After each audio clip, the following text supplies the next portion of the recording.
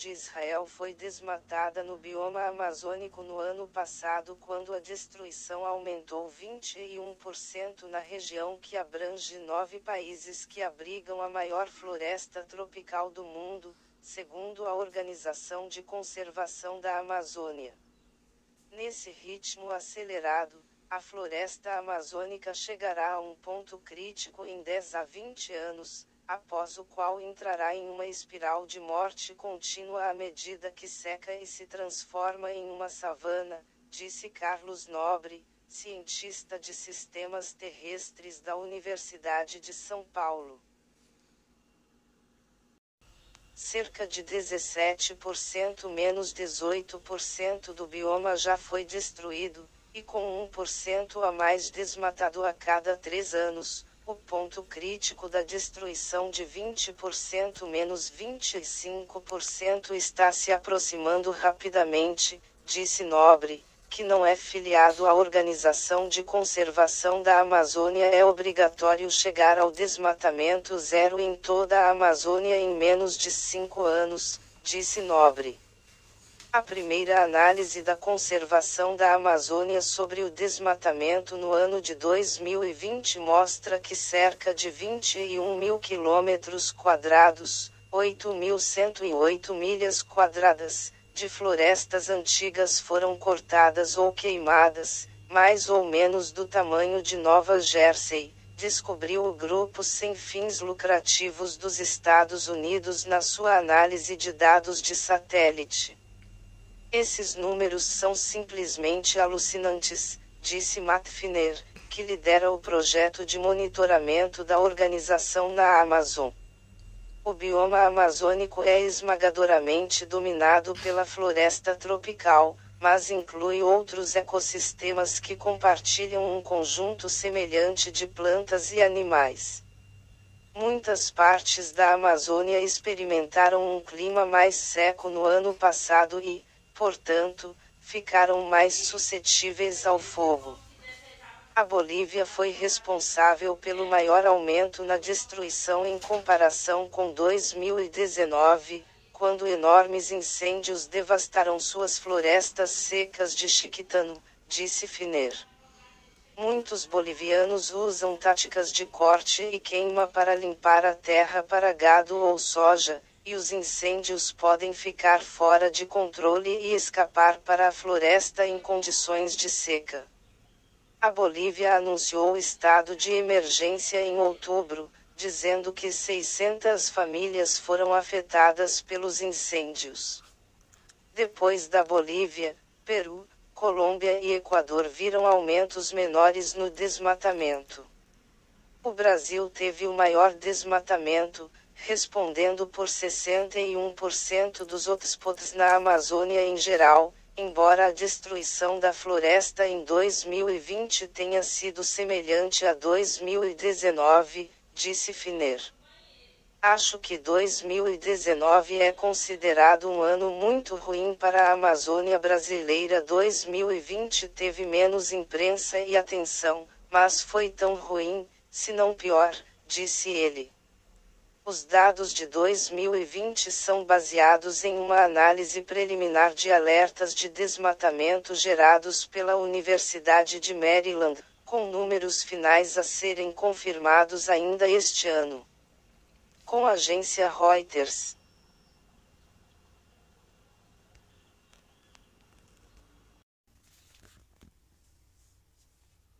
O governo de São Paulo anunciou que a matéria-prima para a fabricação da Coronavac vai chegar na quarta-feira, 3, da semana que vem, o suficiente para quase 9 milhões de doses.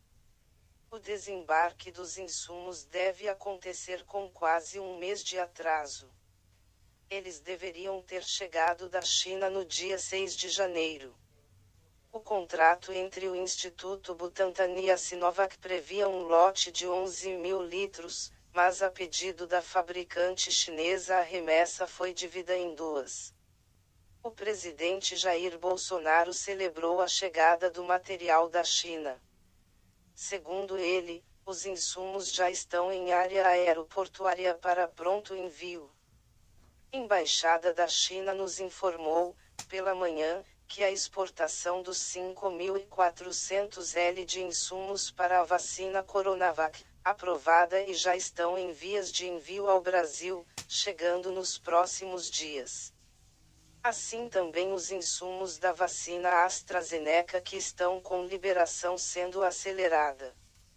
O episódio envolveu, no último dia 22, até mesmo uma chamada telefônica do brasileiro para o presidente da China, Xi Jinping. Bolsonaro teria orientado que o Ministério de Relações Exteriores do Brasil tentasse realizar uma conversa com as autoridades em Pequim. Ainda no dia 25, Yang Wamin respondeu ao presidente do Brasil na mesma rede. A China está junto com o Brasil na luta contra a pandemia e continuará a ajudar o Brasil neste combate dentro do seu alcance. A união e a solidariedade são os caminhos corretos para vencer a pandemia.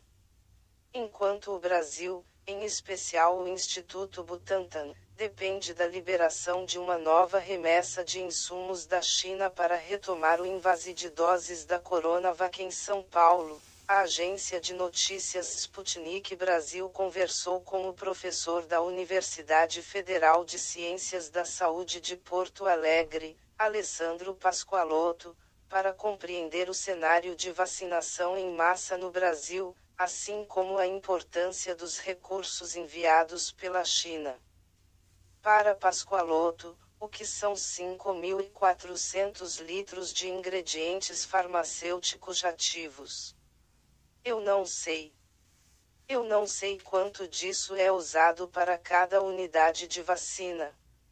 Ao invés de informar os 5.400 litros, o governo deveria informar quantas vacinas efetivamente vão se fazer a partir desse material, porque do contrário não há como compreender o que significa esse volume todo. Aparentemente, pelo que diz a mídia, isso é o suficiente para 8,5 milhões de doses da Coronavac. O professor ainda relembrou que, em razão do tamanho da população do estado de São Paulo, os insumos enviados pela China podem ser insuficientes. A população de São Paulo é muito maior do que esta quantidade de vacinas, ainda mais se considerarmos que são 2 doses. Infelizmente, o Brasil não produz uma vacina. Muito é enunciado que é a vacina do Butantan, a vacina da Fiocruz, mas isso é só envasado no Brasil. Tudo vem de fora. E o Brasil está hoje dependendo da boa vontade diplomática de seus parceiros comerciais, em especial a China e a Índia, e outros fabricantes pelo mundo afora. Nossa situação atual é de dependência, afirmou. País Informe JB Artigos Editorial Ecologia Opinião do leitor hoje na História Política Educação Justiça São Paulo Direitos Humanos Obituário Vacinação em massa no Brasil, nossa situação atual é de dependência, diz especialista Jair Bolsonaro celebrou segunda-feira, 25, em suas redes sociais a informação da embaixada chinesa de que 5,4 mil litros de insumos para a vacina Coronavac serão enviados ao Brasil até 3 de fevereiro. O que na prática isso representa? Foto, Reuters/Sergei Pivovarov seringa com a vacina Sputnik V Credit, foto, Reuters/Sergei Pivovarov por Jornal do Brasil publicado 27, EAN, 2021,0901 O governo de São Paulo anunciou que a matéria-prima para a fabricação da Coronavac vai chegar na quarta-feira, 3, da semana que vem, o suficiente para quase 9 milhões de doses. O desembarque dos insumos deve acontecer com quase um mês de atraso. Eles deveriam ter chegado da China no dia 6 de janeiro. O contrato entre o Instituto Butantan e a Sinovac previa um lote de 11 mil litros, mas a pedido da fabricante chinesa a remessa foi dividida em duas. O presidente Jair Bolsonaro celebrou a chegada do material da China. Segundo ele, os insumos já estão em área aeroportuária para pronto envio. O episódio envolveu, no último dia 22, até mesmo uma chamada telefônica do brasileiro para o presidente da China, Xi Jinping. Bolsonaro teria orientado que o Ministério de Relações Exteriores do Brasil tentasse realizar uma conversa com as autoridades em Pequim. Ainda no dia 25, Yang Wamin respondeu ao presidente do Brasil na mesma rede.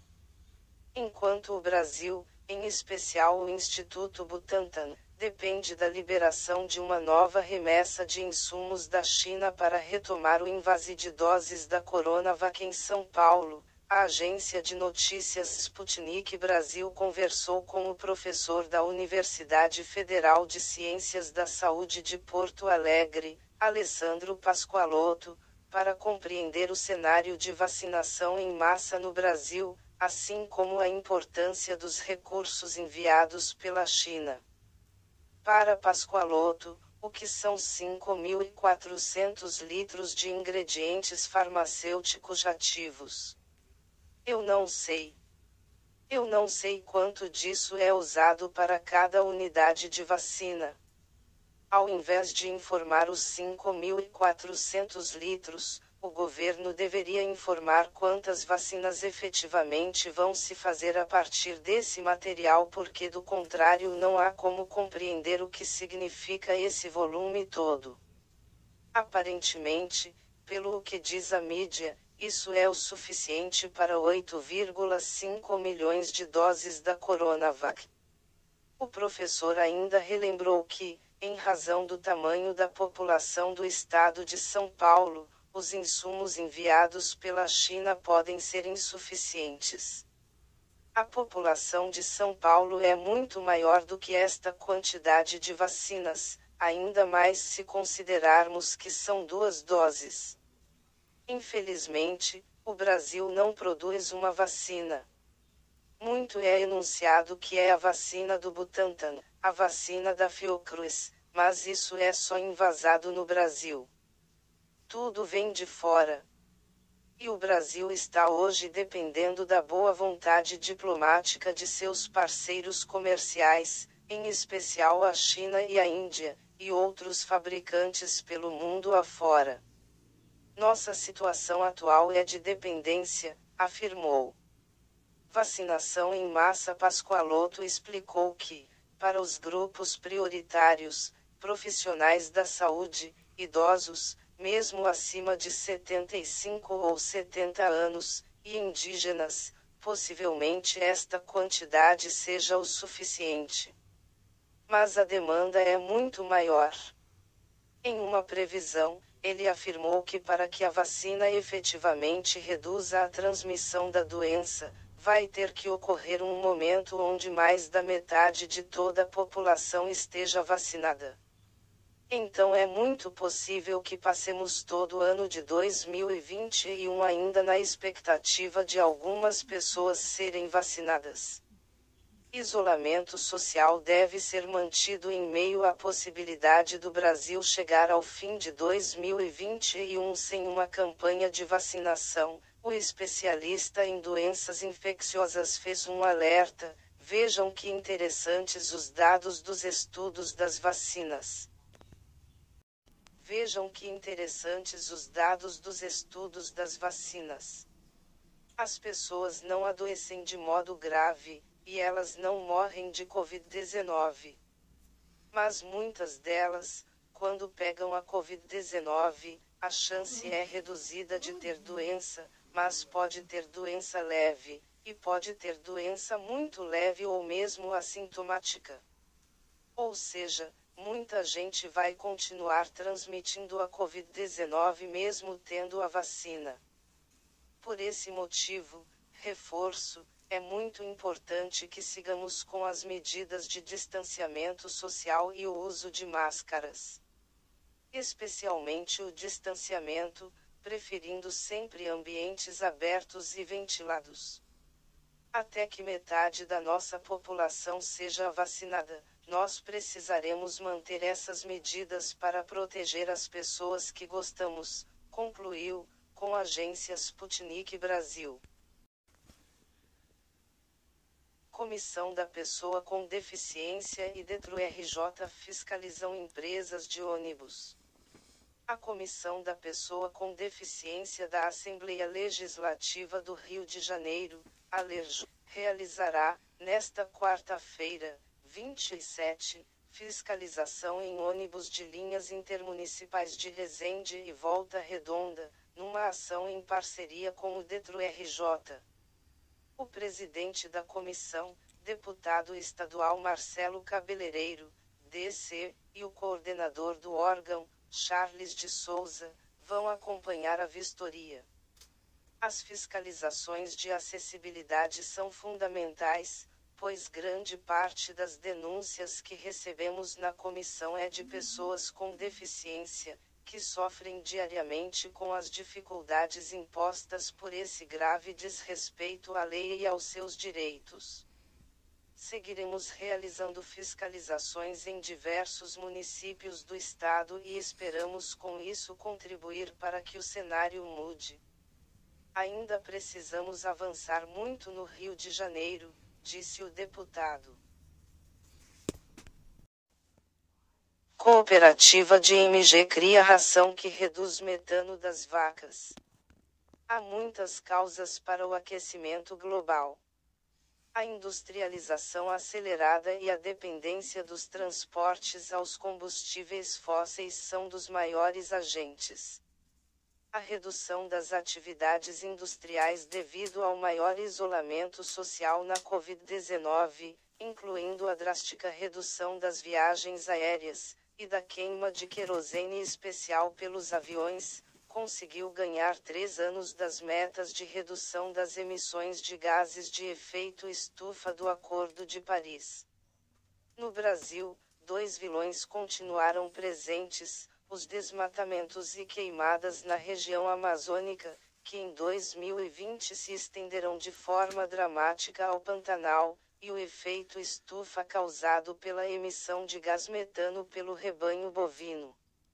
Maior exportador de carne bovina do mundo, mais de 2 milhões de toneladas no ano passado, graças a um rebanho que chegou a quase 215 milhões de cabeças em 2020, segundo o IBGE, 214,893 milhões. O Brasil precisa inovar para dar mais sustentabilidade à pecuária de corte e de leite.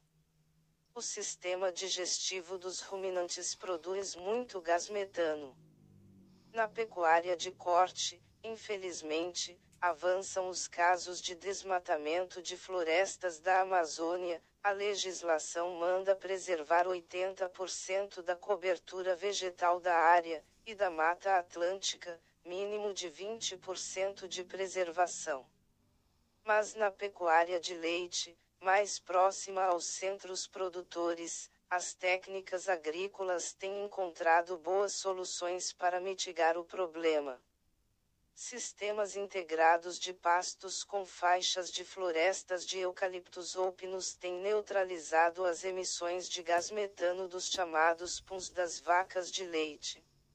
Ração livre de antibióticos. Uma das maiores cooperativas do país, a terceira de Minas Gerais, a CAPEB, Cooperativa dos Produtores de Café Especiais de Boa Esperança, criada em 1963 às margens dos reservatórios de Furnas e que hoje conta com quase 10 mil cooperados, além de produzir café e leite de alta qualidade, investiu na produção de rações que melhorem a digestão das vacas em lactação.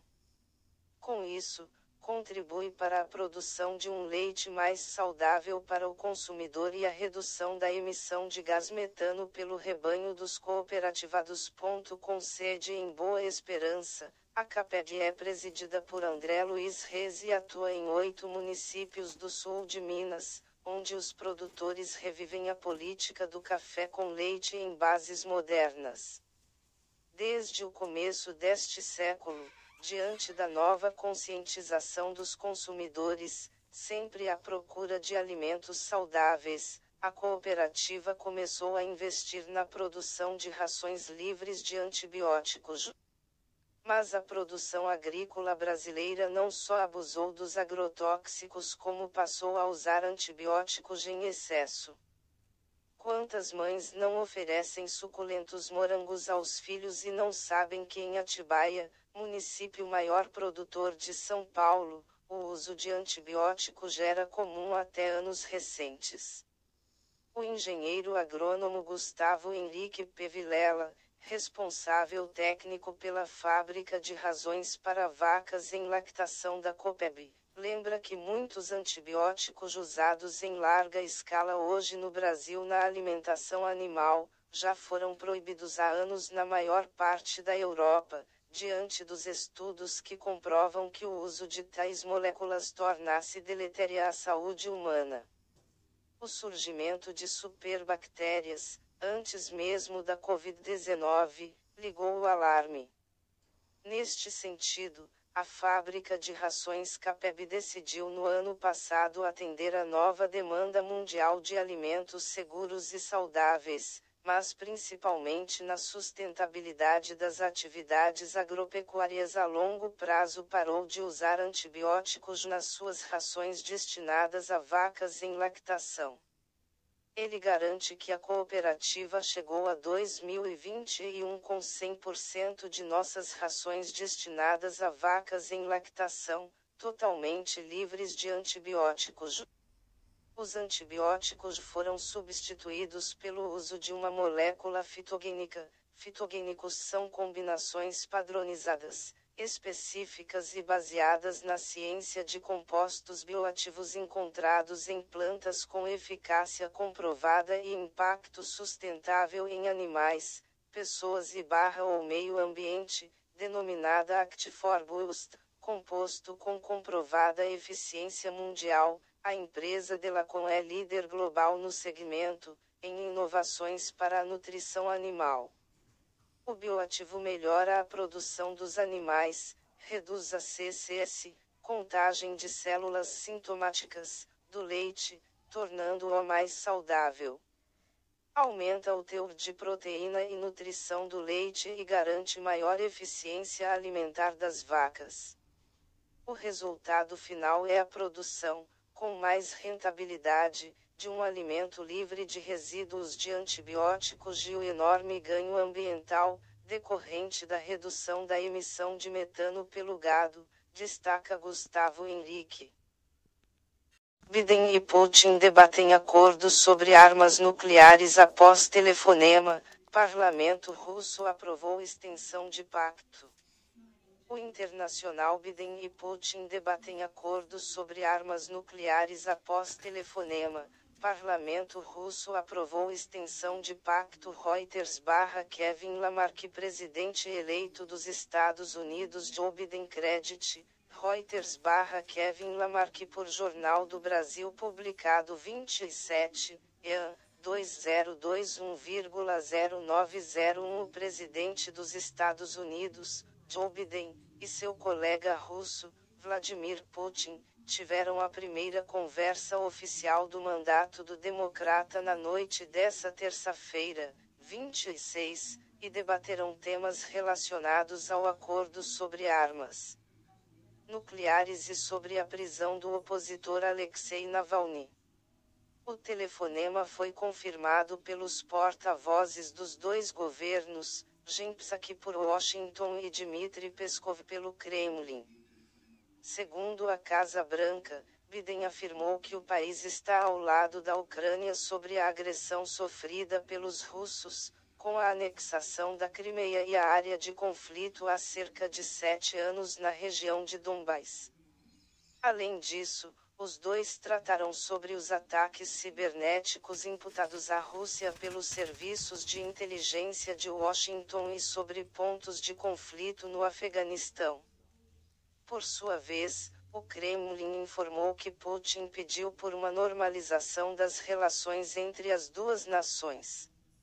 Sobre o opositor russo, Biden informou estar preocupado pelo envenenamento sofrido por Navalny, em agosto de 2020, e pela atual prisão do advogado ao voltar para seu país após tratamento médico na Alemanha. Já Peskov afirmou que Putin forneceu a Biden os necessários esclarecimentos sobre o caso do opositor e ressaltou a posição do governo de que o envenenamento não foi um ato de Estado. Os russos acusam Navalny de ter provocado o próprio envenenamento para incriminar Putin e fazer com que a comunidade internacional se voltasse contra o Kremlin. Acordo nuclear. Os dois presidentes concordaram na extensão do Acordo New START, assinado em 2010 e que dá andamento a pactos nucleares desde a época da Guerra Fria. Esse é o último remanescente entre os dois países depois da presidência de Donald Trump, que retirou os Estados Unidos de outros acordos nucleares. Biden se disse de acordo com a prorrogação por 5 anos do texto que limita que cada uma das potências tenha no máximo 1.550 ogivas nucleares e 700 mísseis em condições de uso. Nesta quarta-feira, 27, o Baixo Parlamento Russo, Duma, aprovou a extensão do acordo, conforme informa a imprensa local. Durante a sessão, o vice-ministro das Relações Exteriores, Sergei Ryabkov, afirmou que além da renovação do acordo, os dois países devem abrir um debate para incluir no pacto também as armas super e hipersônicas. Sobre os nossos sistemas hipersônicos, incluindo aqueles futuros desenvolvidos pelos norte-americanos, eles deverão ser objeto do diálogo que estamos propondo, disse Ryabkov. Com a agência ANSA. Turquia lança spray contra coronavírus que promete matá-lo em 1 minuto. Estudos que estavam sendo desenvolvidos antes mesmo da pandemia da Covid-19.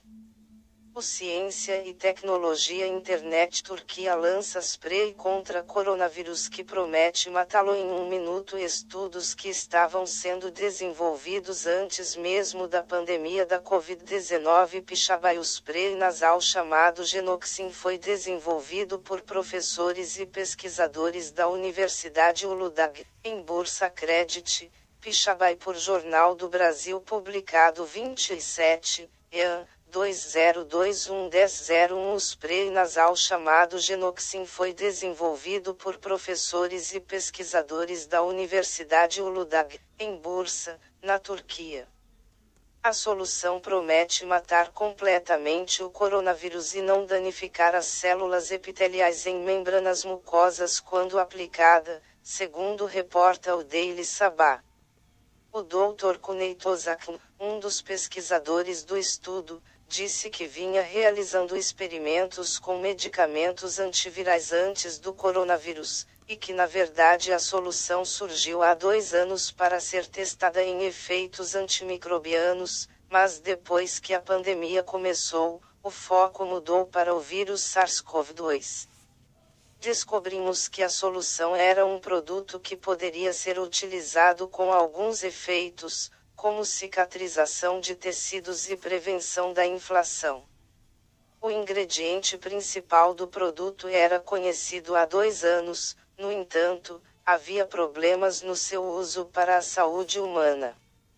Não tinha efeito permanente e sua estrutura estava se deteriorando rapidamente, disse o pesquisador citado pela mídia. Posteriormente, novos desenvolvimentos foram aplicados ao produto, os efeitos tornarão-se mais permanentes com as aplicações ligadas à nanotecnologia, e assim, a solução começou a apresentar um impacto duradouro por meio das moléculas específicas a qual se liga. Também foi comprovado que o medicamento possui biocompatibilidade, o que significa que age sem danificar os tecidos e células, permitindo torná-lo utilizável para a saúde humana, segundo a mídia. De acordo com Dr. Amessa Bansi, outro pesquisador envolvido no projeto, já havia o conhecimento de que o ponto de transmissão do vírus era o nariz e a boca, e que os estudos do Genoxin determinaram que a solução mata e cura o coronavírus exatamente nessas regiões. A morte do vírus em curto espaço de tempo significa impedir sua entrada nas células e reduzir o número de pessoas infectadas, disse o Dr. Sabanci. Genoxin surge como mais uma opção na lista de medicamentos desenvolvidos em paralelo às vacinas em uma tentativa de frear a disseminação do vírus, principalmente após o surgimento das novas cepas que são mais transmissíveis. Na terça-feira, 26, o México também anunciou um spray contra o SARS-CoV-2 à base de xilitol. Com a agência Sputnik Brasil.